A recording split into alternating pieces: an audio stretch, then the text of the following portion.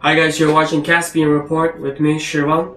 I want to take this opportunity to talk about an important date, 20 January 1990, an important turning point in the demise of the Soviet Union.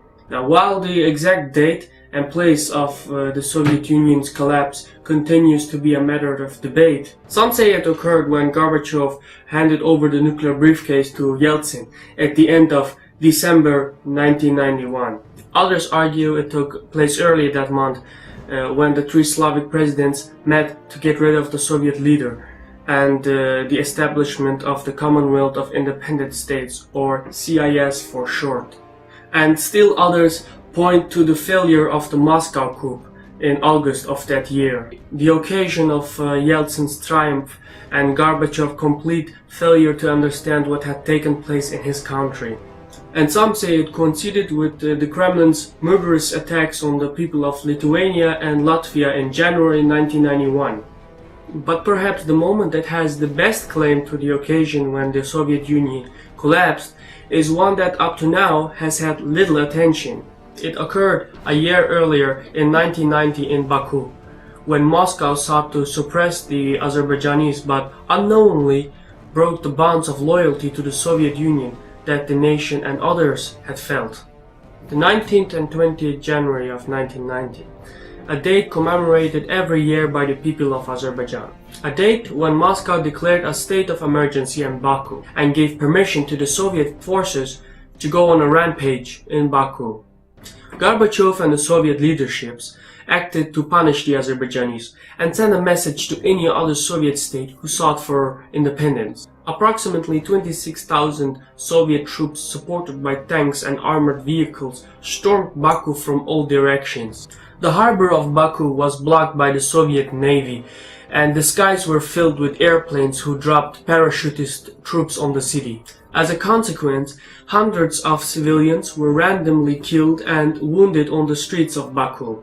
While the exact number of victims is disputed, it is certainly greater than the total of all other Soviet forces' actions under Gorbachev. The state of emergency in Baku 1990 had exactly the opposite effect that Moscow intended. On this day, Azerbaijan lost its loyalty and no longer respected the Soviet Union. This led to the irreversible Azerbaijani movement, who sought for independence. Even hardline Azerbaijani communists were now convinced that they could no longer have a future inside the Soviet Union. And elsewhere in the Soviet Union, the message Gorbachev and the Soviet leadership hoped to send backfired. Even Soviet states who had not thought about independence before were now stimulated for independence. The Soviet actions in Baku 1990 did not intimidate, but rather destroy the fear that kept the Soviet Union intact. Gorbachev later apologized to Azerbaijan by stating that the declaration of a state of emergency in Baku was the biggest mistake in his political career. There are three reasons for people in the region and in the world to recognize 20 January 1990 or Black January or Bloody January as the time and place of demise of the Soviet Union. First, given the difficulties and uncertainties in many post-Soviet states, some people, especially the older generation, view the Soviet past with nostalgia. By ignoring the Soviet war crimes and atrocities, some are even convinced that the Brezhnev years were a golden age, where they were secure and their country was respected. And obviously, some political leaders exploit these people to build their own power and influence. Exploitation of the older generation also goes for the younger generation. And that is exactly my second point. With each passing year, the population that experienced the communist rule is declining. The younger generation does not have immediate memories of what Soviet rule meant. Therefore, they frequently have a distorted or an incomplete view of the Soviet Union.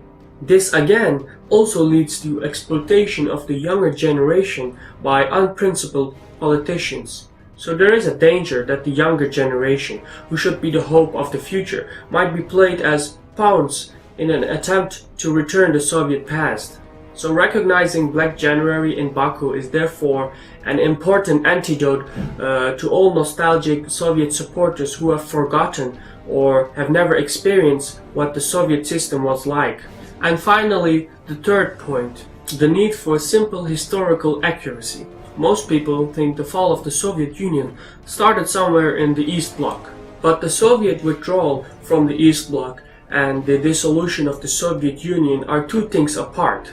The first was the intended tactical withdrawal, and the second was the unintended consequence. Or as Gorbachev himself said, the collapse of the Soviet Union was a mistake. People need to learn in detail what happened in Baku and why the events there played such a crucial role in the collapse of the Soviet Union. To say this is in no way to play down the contributions that the Russians and other Soviet nations and republics made. After all, most Soviet states played an enormous role in this. But both historical justice and the possibility of a better future requires a more comprehensive picture. And by reminding those in the East and in the West who have less of a comprehensive view of Baku in 1990, will ensure that they will be better prepared to avoid tragedies like Black January.